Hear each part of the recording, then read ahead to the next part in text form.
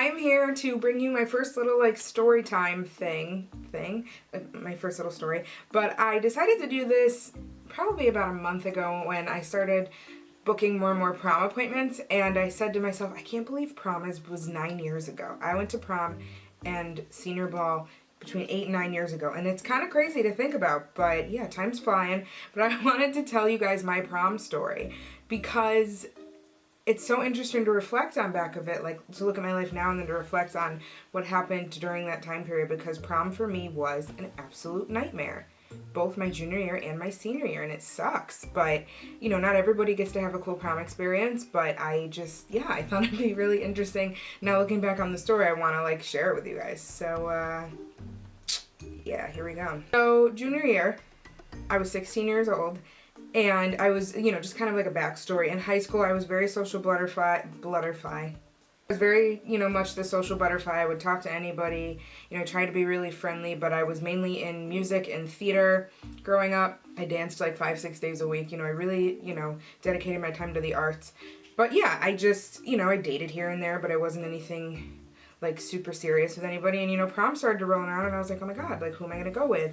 And so many guys in my grade wanted to invite girls from a grade younger or a grade older, which was like sucked for all of us. And like, I mean, not to toot my own horn or anything, but it wasn't like I was fugs in high school. It wasn't like I was super ugly or anything. So that's a huge factor for boys that are 16. But yeah, I was just like, oh my god, who am I gonna invite? And so I was with this group of friends a lot, and my one friend said to me, well, why don't you invite so-and-so? I was like, oh my god, what a good idea. Like, he's from another school, but we hang out all the time. He's super nice. Like, just somebody to take pictures with and to go with. It's nice to have a date. And, you know, then once you're there, you all kind of mingle and party together and so on and so forth. So I asked him, and he went to, like, our rival high school, and he was like, yeah, of course. Like, why not? Sure. Great. And I was like, cool, okay, so I'm going to bring you the permission slip, you know, your principal and your mom has to sign it, and then we can go, like, figure out what tux you should wear and boutonniere and all that. And he was like, yeah, totally, sounds like a good time. I was like, awesome, this is going to be fun. I was really excited to have a date. I thought it was something fun and formal to do. I really dedicated my time to, like, what my makeup was going to look like and my hair and my dress. I was like, this is going to be awesome. So then, probably like a couple weeks later, I was like, okay, let's go pick out the tux you're going to rent and your corsage. She was like, I don't have a ride, and my parents were super, super generous about letting me always borrow the car when I needed it. So I was like, I'll drive you. And we went to like the mall that was probably like 25 minutes away from where we both lived, and we went into the tuxedo rental place, and he got to rent a tux and a vest and a tie and everything. And you know, so he had everything rented, and then we were like, okay, well, I'm wearing this color, you know, everything matches. Let's go pick out boutonnieres. And my dad paid for the corsage and the boutonniere, you know, got like pretty little roses, whatever. I was like, this is awesome. Everything's set in stone. It's going to be incredible. I was super excited, and you know, and then prom talk starts coming around. People are like, oh, who are you going with? Who are you going with? And I was like, oh, you know, I'm going with so-and-so. People are like, oh, how cool. That makes sense. Like, you know, you hang out with those guys all the time. And I'm like, yeah, no big deal. And, you know, fast forward to the day of prom, I wake up early in the morning, and I had to go to an event for a local theater company that I was with. And I had to be there by like 1, 2 o'clock-ish maybe. So I ran and got my hair done in the morning, and I had it all pulled back and gorgeous in like this fun big bun thing. And then my dress was super fitted, and it was all hand beaded. My dad had bought it for me, and I was just madly in love with this dress, okay? And I just felt like $1,000,000. I had these beautiful dangly earrings, and you know, at 16 you're just like, wow, I feel amazing. So I went to the award show, had a blast with all of my theater friends there, and then I get home and I start to do my makeup. Nope, wait. At the theater show, I call my date, and he said, oh, I might be working, so, you know, I get out at this time. If I don't answer right away, it's just because I've been working. I was like, okay, that's fine. And sure enough, he didn't answer. But then I went home, did my makeup, started getting ready, hung my dress up to make sure no wrinkles were in it, and I called maybe 6 times in a row to no answer, and it just so happens the voicemail wasn't working either, and I was like, okay. So 4:50, 5 o'clock rolls around, and we have to go take pictures at my best friend's house. And call number 8 comes around, and nothing. I was like, this is so weird. And of course, one of two things goes through your head at 16. You're like, maybe something really bad happened, or his phone got turned off, or I was like, or, you know, maybe he's still at work, he got, you know, he couldn't leave. Like, I couldn't wrap my head around what was going on at the time. So I get in the room, my bedroom, and I put my dress on, and I put my earrings on, And I call again, and it was call number 9. And I stand in front of like my full length mirror, and I look at myself in the mirror, and all of a sudden, in my head, I said, Mickey's not coming. Like, you're totally getting ditched at your junior prom. And like my eyes welled up, and I literally, like, dramatic out of a movie, like I just was so heart-wrenched, and I collapsed and fell to the floor, and just tears, crying and crying. My dad comes rushing up the stairs, and he was like, what's wrong? And I was just like, he's not coming. I don't know what's going on. He's not coming. Just bawling my eyes out. I was so upset. And my dad's like, it's okay, like, you know, do you want to still go? And I was grappling between whether to, like, you know, put my big girl panties on and go, or be like, F this. Like, why would I want to continue to go? Like, I don't want to, because all night I didn't want to deal with everybody being like, oh my God, like, he didn't show, I'm so sorry. And that's kind of felt like what it was going to be like. I'm just laying there on the floor, and I was like, I can't do this. Like, I can't believe this is happening to me. Like, I did nothing wrong. I brought him to get his tux and his boutonniere. We had everything planned in like a no-show. I was like, who does that?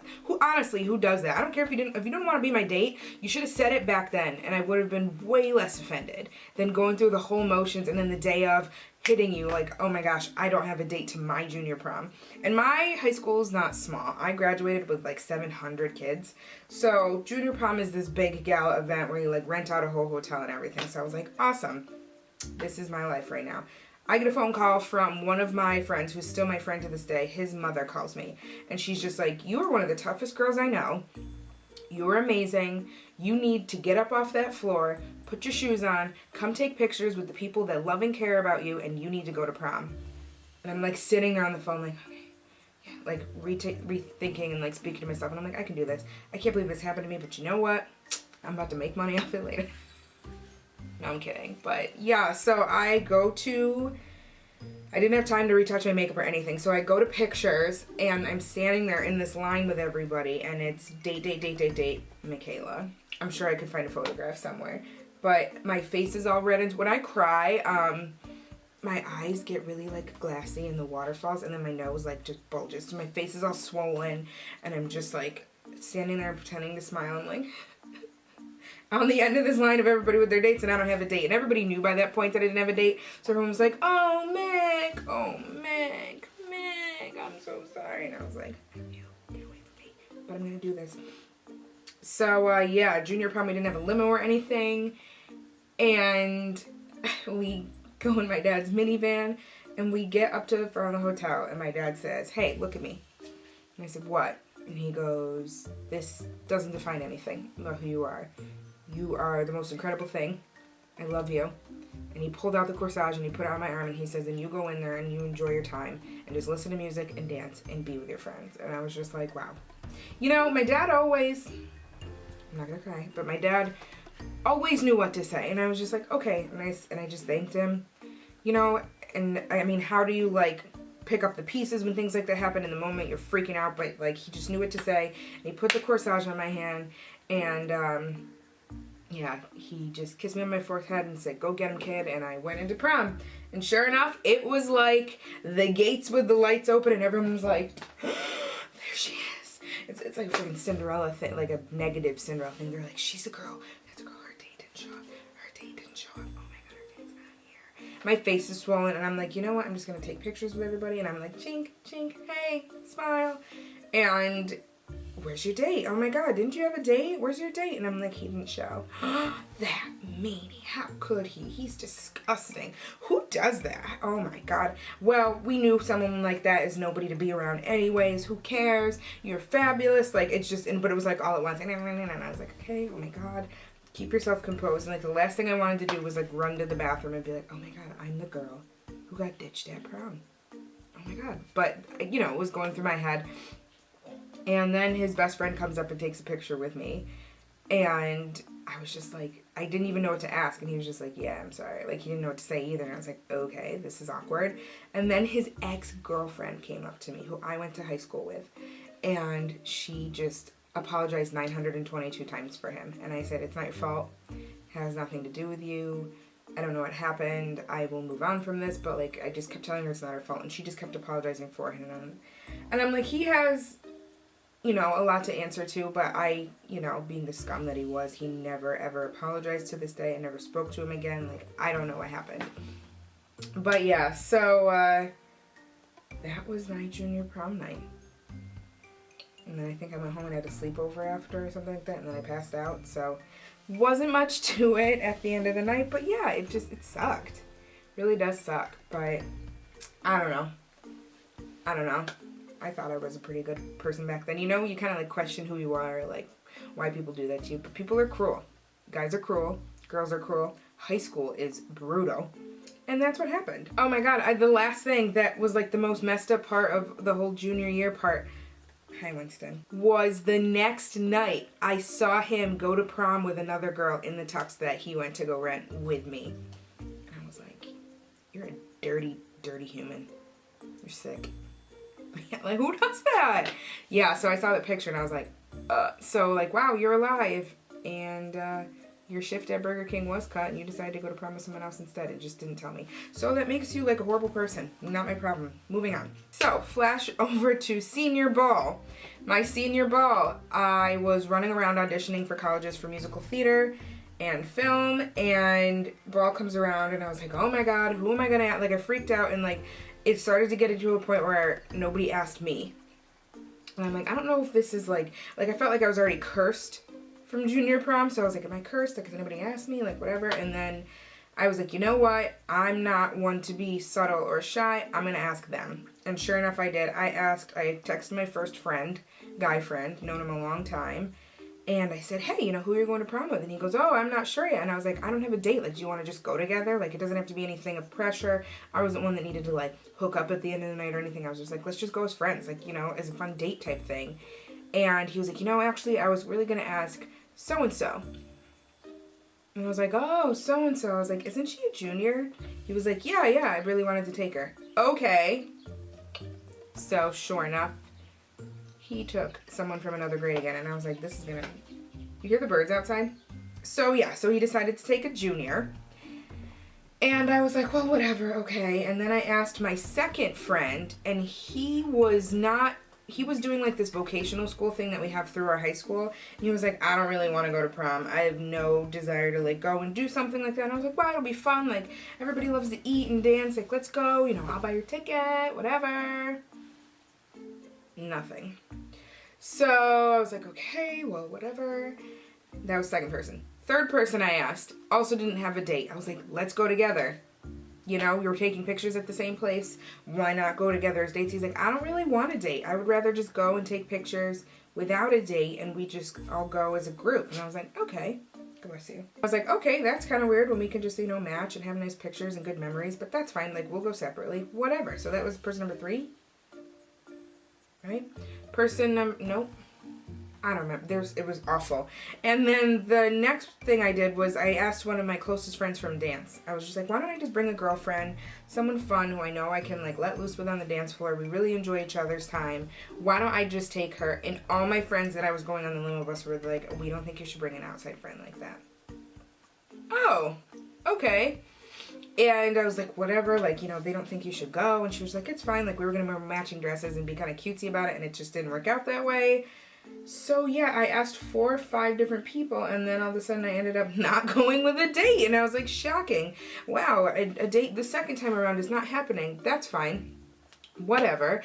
And again, my dad bought corsages for me and one of my close friends who also didn't have a date. And she and I put each other's corsages on and we danced the night away. And, yeah. I don't know what happened there. That night we went to my friend's camp and we were all running around at this lake house or whatever being absolutely crazy. I don't know why our parents ever let us do. I don't know why my parents let me do a lot of things I do. It's because I was honest. If I wasn't as honest as I was and I was like, Dad, I totally like hit a 3-foot bong tonight, and I was like, I understand, honey, like don't do it again.